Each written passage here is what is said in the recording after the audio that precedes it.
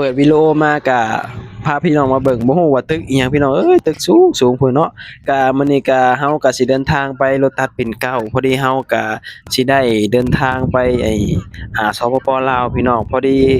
บริษัทที่เฮ็ดบัตร MOU อะเขาเจ้านัดเฮาไปเจออยู่ที่โลตัสปิ่นเกล้ามื้อนี้ก็เลยสิเดินทางไปโลตัสปิ่นเกล้าเนาะก่อนอื่นก็ขอบคุณในเจ้านายที่เพิ่นแบบว่า ได้ออกเงินช่วยเหลือแบบว่าเกี่ยวกับเฮ็ดบัตรนะพี่น้องคนละครึ่งกับเจ้านายเนาะครั้งแรกเฮาก็คิดว่าเดือนนี้อาจจะบ่ได้ส่งเงินให้ลูกหรือว่าส่งเงินกลับบ้านแหละเนาะเพราะว่าเฮาต้องแบบว่าเก็บเงินค่าบัตรค่าหยังบัดซี้นะดีแน่แต่ว่าเจ้านายบอกว่าเดี๋ยวออกช่วยคนละครึ่งก็เลยแบบว่าก็ดีแบบว่าได้แบ่งเบาแบบว่าค่าใช้จ่ายเฮาไปแบบซี้นะก็ขอบคุณเนาะขอบคุณเจ้านายที่เพิ่นแบบว่าเข้าใจเฮาที่เพิ่นแบบว่าสงสารแบบช่วยเหลือเฮาแบบซี้นะเฮามาหาเงินอยู่ในเมืองใหญ่ สบายดีพ่อแม่พี่น้องสวัสดีพ่อแม่พี่น้องทางฝั่งไทยนำครับผมมื้อนี้ก็กำลังเตรียมตัวสปปลาวพี่น้องพอดีเฮาก็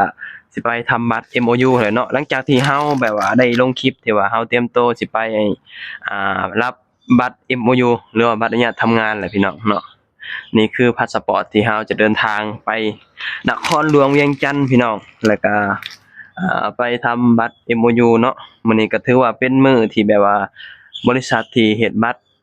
อยู่ที่ผังไทยเนาะแบบว่าได้นัดเป็นที่เรียบร้อยพี่น้องมื้อนี้ก็เป็นมื้อที่เดินทางเนาะก็ไปเวียงจันทน์นอนเวียงจันทน์คืนหนึ่งพี่น้องแล้วก็กลับมาแล้วก็มารับบัตรอนุญาตทำงานอยู่ที่หน้าด่านหนองคายเนาะก็เข้ามากรุงเทพพี่น้องก็ถือว่าเป็นอันเสร็จสิ้นนะมื้อนี้กำลังเตรียมโตวพี่น้องก็สิไปนั่งรถอยู่ที่ปิ่นเกล้าเพราะว่าเขาเจ้านัดอยู่ที่ปิ่นเกล้า เขาเจ้ามาเอาคนอยู่แถวนั้นแล้วก็จะเขาเจ้าก็ไปร่วมอยู่บริษัทเขาเจ้าอีกที่หนึ่งแล้วก็สิพากันเดินทางไปสปปลาวเลยบัดนี้เนาะไปพี่น้องเดี๋ยวเบิ่งการเดินทางกันว่าสิเป็นจังไดเนาะเพราะว่าเฮาก็บ่เคยเดินทางแบบว่าไปทำบัตรอยู่ที่อ่าเวียงจันทน์จักเทื่อเนาะเมื่อก่อนทำบัตร MOU อะทำแต่อยู่ไทยคือจบนะพี่น้องบ่ได้แบบขึ้นไปทะเวียงจันทน์จักเทื่อถือว่าเป็นครั้งแรกเนาะที่เฮาแบบว่าได้ไปทำบัตรอนุญาตทำงานอยู่ที่เวียงจันทน์เดินทางนํกันพี่น้อง นี่มืดฟ้ามืดฝนมาเนาะเฮาก็เลยว่าสิไปก่อนเวลาเพราะว่าเขาเจ้านัด11โมงเนาะเฮาก็เลยว่าสินั่งรถไปหาเขาเจ้าอยู่ที่โลตัสปิ่นเกล้าพี่น้องก็เลยสิมานั่งท่าเพราะว่าย้านฝนตกพอฝนตกแล้วย้านรถติดแล้วย้านไปช้าแล้วย้านแบบว่าเสียเวลาคนอื่นไปสินะเพราะว่ามันบ่มีแต่เฮาเด้พี่น้องคนอื่นก็รอไปสินะอย่างเขาเจ้ารอเฮาคนเดียวไปสินะมันก็เลยแบบว่าเฮาไปก่อนหมู่ดีกว่าเฮาไปก่อนเพื่อนดีกว่า อย่างน้อยเฮารอคนอื่นก็บ่เป็นหยังขอแต่ว่าคนอื่นอย่ารอเฮาเนาะเพราะว่าย้านคนอื่นเขาว่าเฮาว่ามาแบบน้อสามันหยังไปสินะเฮาก็เลยตัดสินใจสิไปก่อนคนอื่นพี่น้องก็สิไปขึ้นรถแท็กซี่อยู่หน้าอ่าถนนใหญ่อะเนาะก็นั่งไปท่าเขาเกือบเราไปฮอดไวก็ไปท่าเพิ่นอยู่พู้นแหละอ่าโลตัสปิ่นเกล้าพู้นพี่น้องตอนนี้กำลังแบบว่าสิฮอดหน้าปากซอยฮอดถนนใหญ่แล้วเดี๋ยวขึ้นรถสิถ่ายบรรยากาศให้ พี่น้องแบบว่าได้เบิ่งได้ชมเนาะไปเลย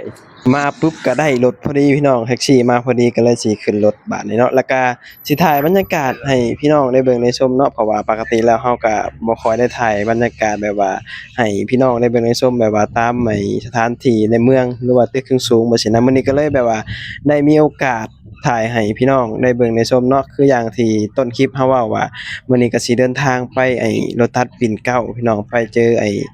เขาเจ้าอยู่ที่รถตัดปิ่นเกล้าเพราะเขาเจ้านัดอยู่พุ่นพี่น้องเพราะว่าเขาเจ้าก็สิแบบว่าเอาคนไปรวมอยู่ที่บริษัทเขาเจ้าอีกเทื่อหนึ่งแล้วก็สิพากันแบบว่าไปเวียงจันทน์ข้ามไปเฮ็ดบัตร MOU นี่แหละพี่น้องเนาะสำหรับคนลาวที่เข้ามาทำงานอยู่ที่ประเทศไทยก็พยายามอยู่ให้ถูกต้องเด้อพี่น้องเนาะการที่เฮามาอยู่ต่างถิ่นต่างแดนเฮามีบัตรมีเบอร์มันก็สะดวกสบายพี่น้องเฮ็ดนั่นเฮ็ดนี่มันก็สะดวกสบายที่สำคัญมันก็ถูกต้องตามกฎหมายเฮาบ่ต้องแบบว่า หลบๆซ่อนๆบ่ต้องอิหยังเนาะเฮาทำงานก็สบายใจไปซี้นะเฮาก็เลยแบบว่าลงไปอีกขั้นหนึ่งแล้วพี่น้องเพราะว่าเฮารอมาก็เกือบ4เดือนน่ะพี่น้อง3-4เดือนได้เนาะเพราะว่าตอนเนี้ยทำบัตร MOU อะมันใช้เวลามันบ่คือเมื่อก่อนเนาะเมื่อก่อนน่ะประมาณเดือนกว่าๆก็สามารถแบบว่าไปรับบัตรอนุญาตทำงานได้แล้วจังซี้นะแต่ว่าตอนนี้มันก็บ่ฮู้ว่าเป็นอิหยังหรือว่าคนเฮ็ดหลายขึ้นบ่หรือว่าระบบมันเปลี่ยนมันก็เลยช้าพี่น้องบางคนก็แบบว่า 4เดือนก็มีแต่ว่าบริษัทที่เฮาเฮ็ดเขาเจ้าบอกว่าประมาณ3เดือนขึ้นถึงจะได้ขึ้นไปเวียงจันทน์ถึงจะได้แบบได้มารับใบอนุญาตทำงานแบบซี้นะอยู่ที่ด่านหนองคายแบบซี้นะพี่น้องก็เลยแบบมื้อนี้ก็ถือว่าเป็นอีกมื้อหนึ่งที่แบบว่าเฮาก็โล่งไปอีก ขั้นหนึ่งเพราะว่าเฮาแล้วบัตรแล้วเบอร์เฮาก็สิแบบตั้งใจเก็บเงินเก็บหยังบ่สินะเฮาบ่ต้องแบบว่าไปต่อบัตรเที่ยวไปต่อบัตรจังซั่นจังซี่มันก็การเดินทางคือว่าแหละเนาะเฮาก็คนหนึ่งบ่มักการเดินทางปานใดพี่น้องนั่งรถนั่งรางมันก็แบบบ่ฮู้ว่าบ่มัก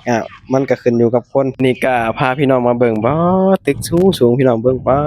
ด อยู่ในเมืองใหญ่ประเทศไทยเบิ่งแหน่พู้นฟ้าตึกก็สูงพิลึกพิลั่นเนาะก็เลยมีโอกาสได้มาถ่ายให้พี่น้องอยู่บ้านเฮาได้เบิ่งได้ชมนะอยู่ที่ประเทศลาวพี่น้องเนาะก็คืออย่างที่เฮาเว้ามื้อนี้ก็เดินทางไปโลตัสปิ่นเกล้าพี่น้องไปเจอกันอยู่ที่โลตัสปิ่นเกล้าเพราะว่าบริษัทที่เฮาเฮ็ดบัตรเขาเจ้าก็นัดเฮาเนาะเพราะว่าเขาเจ้าก็สิเอาคนไปร่วมอยู่ที่บริษัทเขาเจ้าอีกเทื่อหนึงเพราะฉะนั้นเขาเจ้าก็มาหารับเอาคนแบบนี้นะแล้วก็สิพากันแบบว่าขึ้นไปเวียงจันทน์แบบนี้พี่น้อง หลังจากที่ลงจากสะพานแล้วก็เข้าอุโมงค์ต่อพี่น้องป๊ออุโมงค์ก็คักคักมันก็เจ้าเฮ็ดพี่น้องป๊ออุโมงค์แบบว่าลอดไปแบบว่าตามแบบว่าใต้ดินไปซี้นะนี่เลยพี่น้องบรรยากาศในอุโมงค์แบบไฟส่องสว่างคักขนาดเนาะเขาเจ้าเฮ็ดเก่งอีหลีคนเฮานี่พี่น้องเบิ่งโอ้สามารถเฮ็ดได้ทุกอย่างพี่น้องแบบว่าเฮ็ดถนนหนทางบ่ซี้เนาะแบบว่าความสามารถคนน่ะถือว่าสุดยอดเด้พี่น้องป๊าหลังจากที่แบบว่าผ่านอุโมงค์แล้วก็สิขึ้นมาหน้าดินต่อพี่น้องเบิ่งป๊าตึกอีหยังนี่2ตึกนี่คือสูงแท้พี่น้อง ผู้ใดฮู้บอกแหน่เนาะบ่ฮู้ว่าตึกอิหยังเพราะว่าเฮาก็บ่ค่อยได้แบบทั่วแบบว่าประเทศไทยปานใดพี่น้องเฮาบ่ค่อยได้ทั่วในเมืองในหยังปานใดไปสิมาอยู่กรุงเทพมาอยู่หลายปีแต่ว่าบ่เคยแบบว่าทั่วกรุงเทพจักเทื่อพี่น้องบ่ฮู้ว่าตึกใดอยู่ไสแบบว่าเฮาบ่ค่อยแบบว่าได้ไปเที่ยวไปหยังไปสินะเพราะว่าเฮาคนหนึ่งแหละเฮาบ่ค่อยมักการเดินทางโดยเฉพาะในเมืองรถติดๆพี่น้องเนาะสังเกตเบิ่งเนาะว่าประเทศไทยตอนนี้ก็แบบว่าสร้างรถไฟฟ้าเพื่อที่จะลดการแบบว่ารถติดไปสินะเพราะว่ารถมันหลายพี่น้องในเมืองเนาะคือเส้นกระปุ้นนี่แบบบึนบันยามมื้อเช้ามาไปสินะเนาะต่างคนก็ต่างเฮ็ดเวียกเฮ็ดงานพี่น้องเนาะก็ทำมาหากินนั่นแหละพี่น้องคือเฮาแหละก็มาอยู่ทางถิ่นต่างแดนมาหาอยู่หากินอยู่ประเทศไทยอาศัยประเทศไทยสิเนาะก็พยายามเนาะอยู่ให้เป็นพี่น้องอยู่ให้ถูกต้องเนาะผู้ใดยังบ่ทันเฮ็ดบัตรอนุญาตทำงานก็พยายามเฮ็ดเด้อพี่น้องอยู่ให้ถูกต้องตามกฎระเบียบบ้านเพิ่นเมืองเพิ่นเนาะตอนนี้เดินทางมาฮอดโลตัส ปิ่นเกล้าเป็นที่เรียบร้อยพี่น้องนี่คือบรรยากาศในโลตัสปิ่นเกล้าโอ้โลตัสก็ใหญ่ๆพี่น้องเดี๋ยวเราก็สิขึ้นไปหานั่งตากแอร์ท่าเขาเจ้าเพราะว่าเขาเจ้ายังบ่ทันมารับเราแล้วก็เวลาเขาเจ้ามารับเราก็สิลงมาแล้วก็ไปบริษัทเขาเจ้าแล้วก็สิถ่ายบรรยากาศให้พี่น้องได้เบิ่งอีกเทื่อหนึ่งแล้วแถวนี้เราก็บ่เคยมาจักเทื่อถือว่าเป็นครั้งแรกที่เราแบบว่าได้มาแถวนี้เนาะนี่คือโลตัสปิ่นเกล้าใหญ่ๆพี่น้องเดี๋ยวก็สิพาเขาไปเลาะเบิ่งเนาะว่าเป็นจังไดอยู่ที่โลตัสปิ่นเกล้าว่าซี้เนาะ เพราะว่าเฮาก็บ่เคยมาจักเทื่อแถวนี้พี่น้องก็ถือว่าเป็นครั้งแรกเดี๋ยวสิพาพี่น้องเข้าไปเลาะเบิ่งแล้วก็เฮาก็สิได้แบบว่าปิดคลิปแล้วก็สิได้แบบว่าไปถ่ายบรรยากาศไปร่วมคนอยู่ที่บริษัทเขาเจ้าใช่ไหมเดี๋ยวเขาจะมารับเฮาพี่น้องแต่ว่าตอนนี้ก็ขอเข้าไปตากแอร์ก่อนพี่น้องเอาไปตากแอร์เย็นอยู่ที่โลตัสก่อนเนาะเอาไปเบิ่งบรรยากาศนำกันแล้วก็สินั่งท่าเขาเจ้าหาหยังกินก่อนพี่น้องย่านเขาเจ้าแบบว่ายังบ่ทันมารับไว้ซินะเพราะว่าเฮามาก่อนเวลา อยากเขาเจ้ามารออยากเขาเจ้าว่าเฮาก็เลยมาก่อนเวลาป้าเข้ามาเบิ่งบรรยากาศในโลตัสพี่น้องป้าโลตัสนี่ใหญ่ๆพี่น้องเนาะเดี๋ยวก็สิเลาะหาแบบว่าแนวอยู่แนวกินห้องท้องก่อนพี่น้องเพราะว่าตอนนี้มันก็ใกล้สิเที่ยงแล้วพี่น้องแบบว่าประมาณได้11:00 นเลยเนาะเดี๋ยวเขาเจ้ามารับประมาณนี้แหละพี่น้องเนาะคลิปนี้ก็บ่มีหยังหลายเนาะก็ขอบคุณพี่น้องหลายที่แบบตามมาเบิ่งคลิปจนจบเนาะฝากพี่น้องเข้ามาให้กำลังใจและก็กดติดตามให้นำเด้อเอาไว้พ้อกันคลิปหน้าพี่น้องสบายดี สวัสดีครับผมไปหาหนังแบบหาแนวกินก่อนบัดนี้